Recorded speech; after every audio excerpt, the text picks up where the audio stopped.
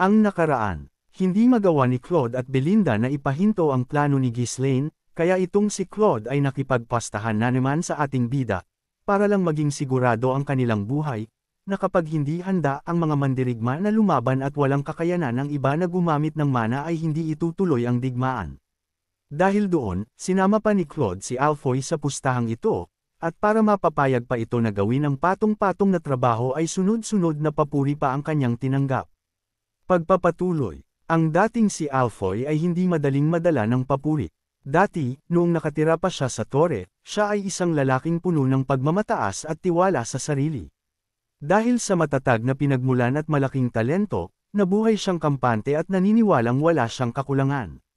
Tama, ako si Alfoy, isang taong hindi marunong sumuko, sagot nito sa mga taong nasa paligid. Ngunit nang sumama na siya kay Ghislaine at dumaan sa sunod-sunod na paghihirap, unti-unting nabawasan ang tiwala niya sa sarili.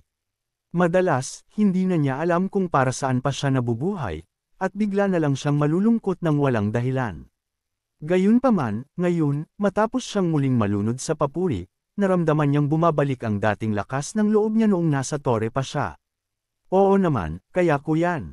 Ibig sabihin, nakakapagod, kaya gusto ko lang sanang subukan ang kamahalan, pero sa totoo lang, hindi naman iyan ganoong kahirap.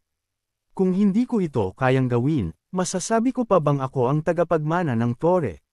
Sabi nito na para bang pinapalakas na lamang niya ang kanyang sarili. Nang magyabang si Alfoy, nabigla ang mga salamangkero sa tabi niya. Kilala na nila si Alfoy sa mahabang panahon, at alam na alam nila ang kanyang mga kahinaan. Ang pagiging mayabang at madaling madala kapag pinupuri.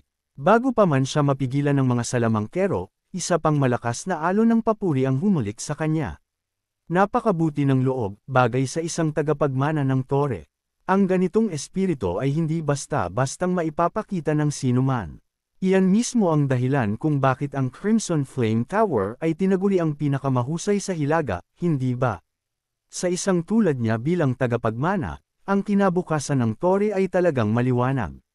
Maging si Ghislaine ay itinaas ang kanyang hinlalaki, lalo pang nagdagdag sa init ng kapaligiran. Talagang ikaw ang pinakamahusay, Alfoy. Ang papuring iyon ay isang malaking pahiwatig. Bihira lang tawagin ni Ghislaine na pinakamahusay, ang sinuman. Bayan, para namang hindi ako lagi, sabi nito na talagang nauto na ang kanyang isipan. Tumindig ang dibdib ni Alfoy at nagpakita ng isang mapagkunwaring pagmamayabang. Si Claude, na determinadong tapusin ang plano nila, ay tinuro ang kamay ni Alfoy. Hoy, tol! Alam mo ba kung anong klaseng kamay yan na gumagamit ng mahika? Ang kanang kamay ko. Hindi. Iyan ang ibig kong sabihin, adik ka ibig kong sabihin, ang mahika na inihagis ng iyong kamay ay magdadala ng mga himala sa teritoryong ito. Kaya ang kamay mo ay isang kamay ng himala, hindi ba? Hindi tungkol sa kanan o kaliwa. Ikaw, bobo ka, sabi ni Claude matapos puriin ay namire pa nga si Alfoy. Wow! Alfoy! Ang kamay ng mga himala. Sigaw naman ng mga tao sa paligid. Pinutol ng mga tao si Claude ng mga hiyawan, na nagpas siyang dahil nagsimula na sila sa emosyonal na gawaing ito, dapat na nila itong tapusin hanggang sa huli. Patuloy ang palakpakan ng mga tao sa paligid. Nang sumama ang palakpakan, si Alfoy ay lubusang naligo sa tiwala sa sarili. Nakita ito ni Claude, at hindi na niya sinubukang itago ang hitsura ng awa sa kanyang mga mata habang sumandal siya kay Wendy para bamulong. Kailangan pa niyang matikman ang higit pang pait ng lipunan. Lumaki siya na laging nasusunod ang gusto sa tore, kaya wala siyang. Kahit na katiting na pag-unawa. Paano siya pinalaki ng Tower Master ng ganoon? Ikaw ang pinakamasamang sira-ulo sa kanilang lahat. Hindi na nag-abalang sumagot si Wendy. Naisip na lang niya ang mga bagay-bagay sa kanyang isipan. Habang lumalakas ang palakpakan at hiyawan, lalong tumataas ang ilong ni Alfoy. Sa pag-aalala, sinubukan ng mga salamangkero na hilahin ang kanyang manggas at pagsabihan siya, ngunit wala itong silbi. Nang uminit na ang kapaligiran, nagtanong si Ghislaine sa banayad na tono, kaya mo bang tapusin ito sa loob ng itinakdang oras? Kailangan na natin itong matapos sa lalong madaling panahon. Masyado ba itong mahirap para sa henyo na salamangkero na si Alfoy? Sa puntong iyon, tumahimik ang lahat at itinuon ang kanilang mga mata kay Alfoy. Habang tinitingnan niya ang mga mukhang umaasa sa paligid niya, dahan-daang hinaplos ni Alfoy ang kanyang buhok. Pagkatapos, na may labis na mapagmataas at mayabang na hitsura, itinaas niya ang isang kamay. Iwan ninyo lahat sa akin, ako na si Alfoy. Ako na ang bahala sa lahat. Matapang at puno ng tiwala na sabi ni Alfoy. Wow! Iyan si Alfoy. Muli, bumuhos ang mga hiyawan at palakpakan kay Alfoy. Ipinagyabang niya ang kanyang baba patungo sa langit habang ang ibang mga salamangkero ay nakatingin na lamang sa lupa sa hindi makapaniwalang paraan. Matapos ng maliligayang sandali, bumalik na sa normal ang lahat. Bakit ko nasabi yun gayong alam kong hindi ko kaya? Naupo si Alfoy sa harap ng isang runestone, lubog sa malalim na pagsisisi. Matagal na rin mula noong huli siyang malunod sa labis na papuri, kaya hindi niya magawang aminin ang kanyang pagkatalo. Ngunit ngayon nakaharap niya na ang gawain, napakarami niyang kailangang gawin na hindi niya na alam kung saan magsisimula. Sa kasalukuyan, ang bawat lugar ng konstruksyon ay nangangailangan ng mga salamangkero, at ang mga tanggapan ng administrasyon ay patuloy siyang pinipilit na magbigay ng mga runestone para sa bagong proyekto ng paglilinis ng lupa. Pinuri nila siya noon, ngunit sa sandaling nagsimula ang trabaho, naging walang awa ang kanilang pagpilit. Si Claude, lalo na, ay walang puso, nagpapadala ng tao bawat oras upang tingnan ang kanyang progreso. Hoy, manggagawa ng himala! Bilasan mo at magpakita ka ng mga himala. Kailan mo tatapusin ang trabahong ito? Ikaw na hangal. Bastos na yun. Gumagamit ng matatamis na salita para subukang kontrolin ako. Ang lalaking yun ay malamang na nagpapalabas ng mahika gamit ang kanyang bibig, sabi ni Alfoy dahil sa tuwing magsasalita si Claude ay talagang nauuto siya palagi lalo pag may kailangan, pero ngayong wala na, kung ituring siya ay parang basura.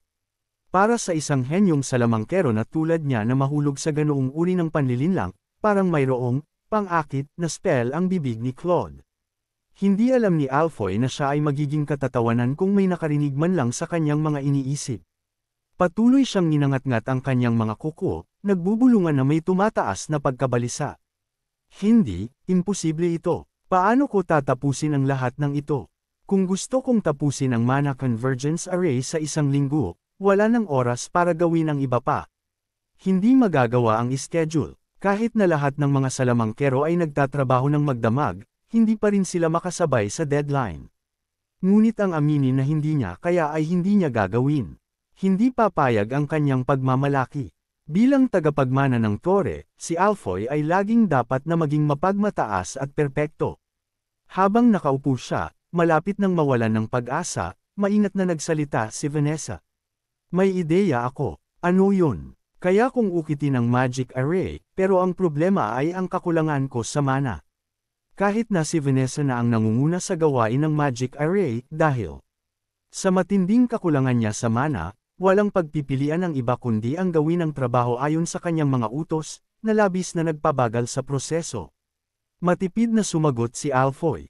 Kaya ano? Ipinagyayabang mo ba na ikaw ang nangunguna sa trabaho ng magic array? Wow! Tingnan mo siya, nagpapalabas. Hoy, ako ang tagapagmana ng Tore, ang tagapagmana.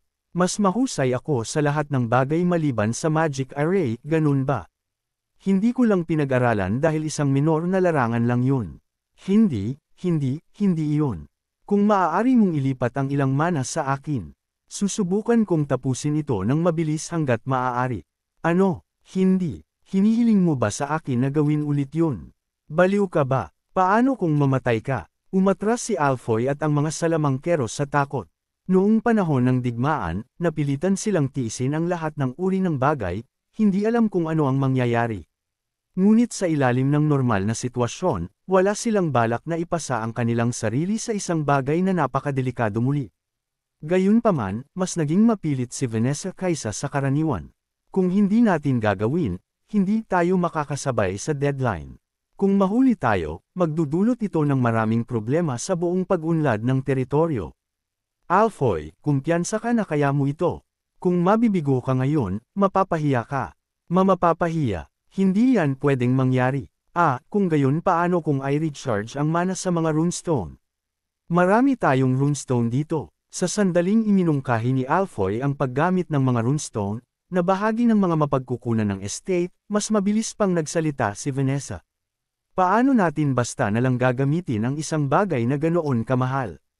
Kahit na mga runestone, hindi sila makagawa ng kasing dami ng mana tulad ninyong mga salamangkero.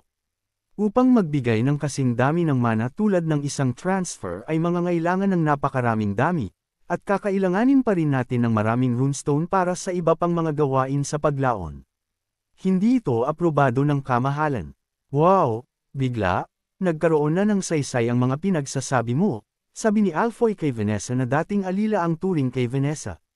Sa kabila ng kanyang sarili, hindi makapagdebate si Alfoy sa kanyang pangangatwiran, na napakalapit sa katotohanan. Kinamot na lang niya ang kanyang ulo at bumantong hininga. Si Vanessa, na sinusubukang pakalmayan siya, ay nagpatuloy, hindi ko hinihiling sa iyo na ubusin ang lahat ng iyong mana tulad ng sa digmaan. Hindi ito magiging kasing delikado noon, at ang trabaho ay matatapos ng mas mabilis. Plus, makakatanggap ka pa ng mas maraming papuri. Kung maaga nating matatapos, makakapagpahinga ka pa ng kaunti. Hindi ba mas mahusay na matapos ng mabilis at magpahinga kaysa sa peligro ng pampublikong kahihiyan? Ang malakas na panghihikayat ni Vanessa ay tila gumana habang nagsimulang mag-atubili si Alfoy at ang mga salamangkero, at maingat silang nagtanong, kung ililipat namin ang mana sa iyo, gaano kabilis mo itong matatapos? 2 araw, kaya kung tapusin ito sa loob ng 2 araw, bibigyan pa tayo niya ng kahit 2 araw pa para magpahinga. Kung lahat tayo ay magtulungan sa natitirang oras, madali rin nating matatapos ang gawain ng runestone para sa mga lupang nililinang. Talaga, sinasabi mo na kaya mong tapusin ito sa 2 araw? Oo, matapos ang maraming pag-iisip, nagpasya si Alfoy na isantabi ang kanyang takot sa kamatayan, lahat para sa kanyang pagmamalaki at sa ilang mahalagang pahinga. Magpapahinga tayo, tama di ba? Oo. Nang matanggap na niya ang mana transfer, nagpakita si Vanessa ng isang kahangahangang antas ng konsentrasyon. Dahil sa matinding determinasyon na mag-ambag sa estate, nagawa niyang gumawa ng isang maliit na himala. Sa loob lamang ng 2 araw, nakumpleto niya ang 100 mana convergence arrays. Kung mayroong sinumang nararapat sa titulong, manggagawa ng himala, ito ay si Vanessa, hindi si Alfoy. Ngunit siya lang ang hindi nakakaalam ng katotohanan iyon. Sa anumang kaso, ang pinabilis na schedule ay may kapalit. Matapos tapusin ang huling hakbang ng trabaho, natambo si Vanessa, napapaligiran ng 26 na salamangkero na bumagsak na sa sobrang pagod. Hindi ako makapaniwala na nagawa talaga natin ito. Baliw ito, pakiramdam ko mamamatay na ako. Hindi ba niya sinabi na magiging madali lang? Baliw na rin siya. Ang kanilang mga katawan ay napakapayat na mukhang mga kalansay. Bagaman sa una ay nangako si Vanessa na magiging madali lang, sa sandaling nagsimula ang mana transfer, nagsimula siyang walang tigil na kumuha ng mana, na para bang sinisipsip niya ang bawat huling patak ng mana. Parang may personal na damdamin rin siyang ibinuhos dito. Halos isang naglalakad na kalansay, nang inig si Alfoy habang nagsasalita. Dahil, natapos na natin ang lahat, maaari na tayong magpahinga ng 2 araw ngayon, di ba? Siguraduhin mo lang na alam ng lahat na ako ang matagumpay na nanguna dito. Sa ganoong paraan, hindi ako mapapahiya. Oo, sagot ng mga kasama nito. Tumango si Vanessa na may maputlang mukha. Narinig ang sagot na gusto niya, agad na nawalan ng malay si Alfoy at ang mga salamangkero. Lahat sila ay mukhang lubhang pagod, ngunit may mahihinang ngiti na nanatili sa kanilang mga labi. Sa pagkaubos ng ating mana, walang paraan na mapagalaw pa tayo ni Lord sa ngayon. Sa huli, nagtagumpay ang kanilang plano. Sa pagtatapos ng isang gawain na dapat ay aabutin ng 1 linggo sa loob lamang ng 2 araw, sinigurado nila ang hindi bababa sa 2 buong araw para humiga at bumawi. Nang marinig ang balita na kumpleto na ang magic array, nagmadaling dumating si Ghislaine sa pagkamangha. Ano? Talaga bang natapos ninyo ito sa loob lamang ng 2 araw? Pero, ayos ba ang lahat? Hindi sila namatay, di ba? Sumulyap sa paligid, kinabahan si Ghislaine. Bagaman magandang maaga silang natapos, ang lahat ay mukhang hindi maayos. Naramdaman ang kanyang pag-aalala, binigyan siya ni Vanessa ng isang nakakapanatag na ngiti. Ilang araw lang na pahinga, at makakapagtrabaho na ulit kami ng walang anumang isyu. Ang susunod na gawain ay ang pag-ukit ng mga runestone para sa lupain, na isang simpleng trabaho. Tama, sa ngayon, dapat ka ring magpahinga. Oh, hindi, ayos lang ako. Karamihan sa ginawa ay si Alfoy, kaya ayos lang ako. Kailangan ko lang i-check ulit. Tumulo ang dugo. Habang nagsasalita si Vanessa, tumigil siya sa gitna ng pangungusap upang panasan ang kanyang ilong. Nakita ang maliwanag na pulang likido na bumaba sa kanyang mga daliri, mabilis siyang nagdagdag ng isang bagay, malinaw na nag-aalala. At, ang magic array na ito ay magtatagal pa kaysa sa mga nauna. Dapat itong tumagal ng hindi bababa sa 2 linggo. Ito ay hindi kapani-paniwalang balita. Ang pagpapahaba ng tagal ay nangangahulugan na maaari silang magtipid ng mas maraming runestone. Ito ay patunay ng kanyang talento bilang isang tunay na henyong salamangkero. Hindi naniwala si Ghislaine na si Alfoy ang gumawa ng lahat. Alam niya ng gusto na si Alfoy at ang ibang mga salamangkero ay laging tamad pagdating sa pag-aaral ng magic arrays. Gayunpaman, hindi ito ang oras upang malito sa mga maliliit na detalye. Ang dugo na dumadaloy mula sa ilong ni Vanessa ay tumataas. Si Ghislaine, na napansin ito, ay nagmamadaling nagsalita. Ako na ang bahala sa huling pagsusuri, kaya magpahinga ka na. May dugo na bumababa sa ilong mo. Ayos lang ako. Ito ay dahil lang sa biglaang pagkakalantad sa mataas na dami ng mana at ang pagod sa labis na pagtuon ng isip na nagdudulot ng ilang overload sa aking utak. Ang solusyon ay, sa gitna ng kanyang mahabang paliwanag, biglang nawala ng malay si Vanessa at bumagsak. Vanessa, sinalo siya ni Ghislaine sa kanyang mga balikat, pinipigilan siyang bumagsak. Kahit na umabot siya sa ika-6 na circle, ito ay dapat na isang napakalaking gawain. Hindi lamang kakaunti ang mana, ngunit naubos din nito ang kanyang mental na lakas sa isang pambihirang antas. Gayunpaman, itinulak pa rin ni Vanessa ang kanyang sarili hanggang sa limitasyon, dahil sa kanyang hangarin na tulungan ang estate. Dahan-daang hinaplos ni Ghislaine ang likod ni Vanessa habang nakahiga siyang walang malay sa kanyang mga bisig, tumatawa ng mahina. Karaniwan, siya ay nagtatago lang sa background, ngunit sa mga kritikal na sandali, nagawa niyang makamit ang higit pa kaysa sa sinuman. Siya ay napuno ng pasasalamat, lubos na naantig ng kanyang dedikasyon.